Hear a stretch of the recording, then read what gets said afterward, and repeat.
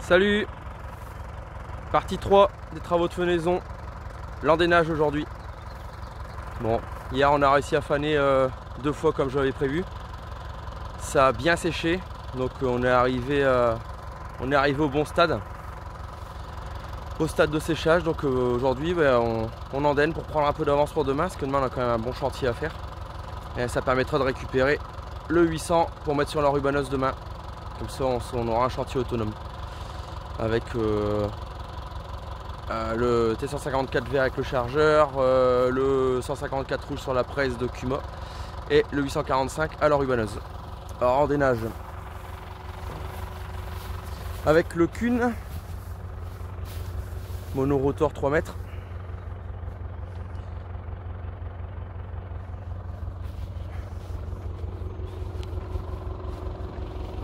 Alors endainage c'est quoi? Ça consiste à rassembler le fourrage sous forme de boudin, un peu d'andin comme on appelle, pour que la presse puisse le ramasser. Parce que s'il reste en vrac comme là, pour ramasser c'est un peu compliqué, à moins avec un fourcher comme dans le temps, mais bon, sur des surfaces pareilles c'est pas trop faisable. Donc comment ça fonctionne? C'est tout simplement un soleil comme ça avec des dents qui ratissent, hein, toujours le même principe que le faneur. Sauf que là les dents elles travaillent, elles ratissent comme un râteau tout le fourrage au sol pour le mettre sous forme d'andin. Comme ça, ça ratisse sur le côté pour faire un andin. Donc là on fait une passe dans ce sens là, une passe au retour et on a formé un andin, on a ramassé 6 mètres de fourrage. Parfois plus, hein, ici je rassemble un petit peu, je fais 8 à 10 mètres parce qu'il y a moins de matière, donc je me permets de rassembler un petit peu plus. Et après ça donne ça, voilà.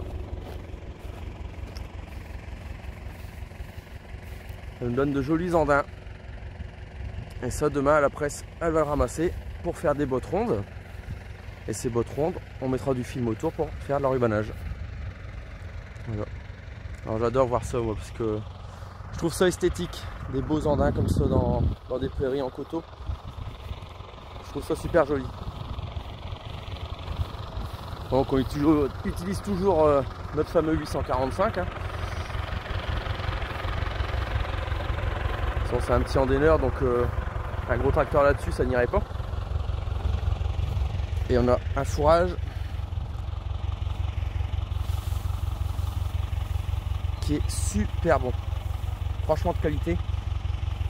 Qui sent super bon. Franchement c'est hyper agréable comme odeur. Quasiment on en mangerait presque, hein, tellement ça sent bon. Mais il est de qualité, je pense que là on est à 70-75% de matière sèche. Le fait de l'endainer aujourd'hui va encore sécher un petit peu pour obtenir ce que je voudrais, 75-80. Ce serait parfait parce que nous on les déroule les ballots l'hiver, hein, on donne tout le fourrage à la main au fourcher. Donc franchement si les ballots sont collés ça va nous promettre un hiver un peu compliqué. Donc c'est pour ça qu'on est hyper vigilant quand on fait de l'enrubanage ou du foin. Récolter ça juste au bon stade, et c'est pour ça qu'on se met un petit peu la pression toute la semaine, parce que c'est comme une moisson pour nous. C'est une belle couleur, hein. Il y a même du trèfle dedans. Bon, ici c'est une coupe opportuniste, hein, ici sur le site, sur ce site là, parce qu'il devait y avoir des moutons et l'herbe a tellement poussé qu'on a décidé de parquer les moutons dans une partie de la pâture, dans la moitié de la pâture, et de faucher le reste pour récolter, pour éviter de perdre du fourrage. Si on les mettait là-dedans, ils allaient nous embrader la moitié. Voilà. Et donc comme on peut voir, ce que je vous expliquais lundi lors du fauchage, on fauche pas trop ras pour pas aller attraper la terre, ni pour pas abîmer les machines comme je disais, et pas mettre de terre dans le fourrage.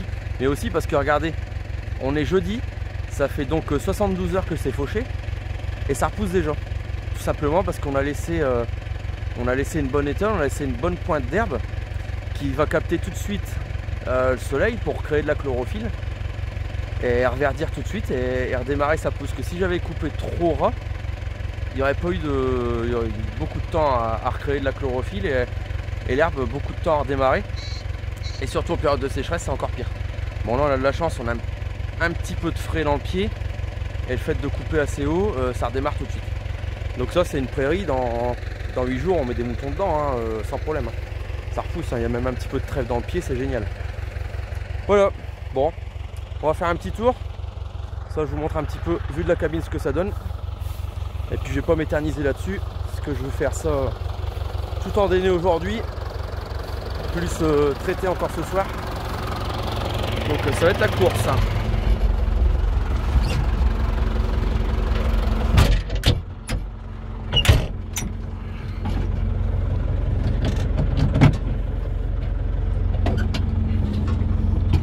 Allez, go, mon petit 800, c'est parti.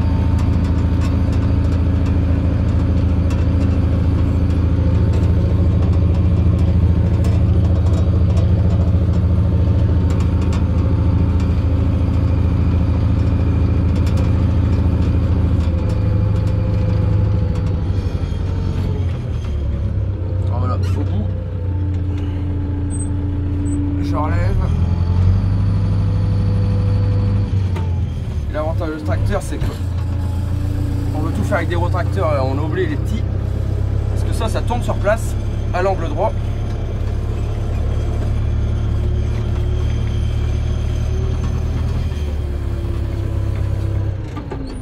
On pose, pas de manœuvre, un gain de temps phénoménal et on est reparti. Et là, je passe de l'autre côté et je crée mon andin que la presse viendra ramasser demain.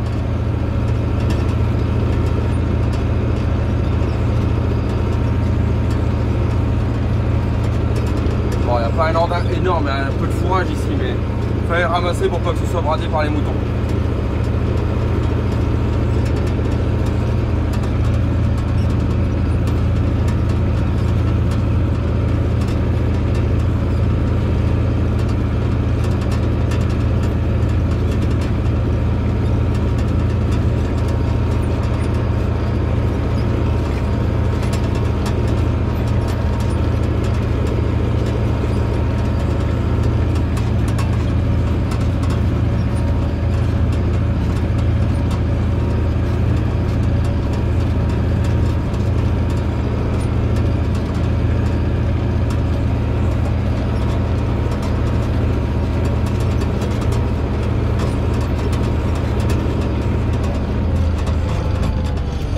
On est déjà de l'autre côté.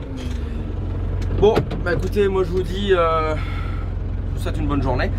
Moi je vais manger vite fait ce midi, et puis je vais tout faire ce soir avant de faire le travail des bêtes ce soir. Et puis Pierre est en train de tout préparer le matériel pour l'enrubannage demain. Il va préparer l'enrubanneuse, la presse, nettoyer l'endroit où on doit stocker les ballots pour les rentrer avant la pluie de dimanche certainement, on va voir.